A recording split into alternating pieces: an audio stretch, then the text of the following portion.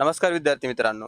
आपण पाहिलं की नुकतीच जी मुंबई हायकोर्ट लिपिक पदभरती, शिपाई हमाल पदभरती झाली. त्यानंतर आता नुकतीच न्यायालयातील रिक्त पदे तातडीने भरण्याबाबत मुख्यमंत्र्यांनी हायकोर्टाच्या न्यायमूर्तीशी चर्चा करणार असे सांगितले आहे.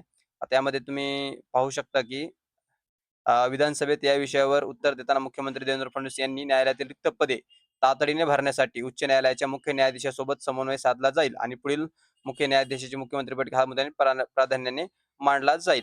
तर आता हे मांडण्यामागचं कारण आहे की मुख्यमंत्री फडणवीस म्हणाले की पोक्सोसह इतर गंभीर गुन्ह्यांच्या खटल्याचा जलद निपटारा व्हावा यासाठी राज्यात 138 जलद गती न्यायालय सुरू करण्याचे नियोजन करण्यात आलेले आहेत.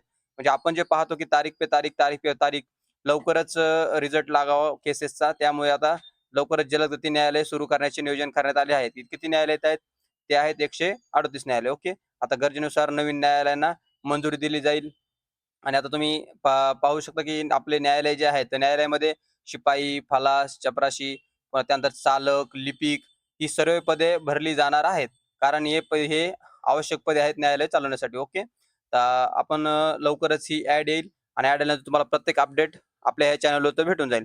अशाच प्रत्येक अपडेटसाठी फॉलो आणि शेअर करा. राजगुरू मंत्राला धन्यवाद.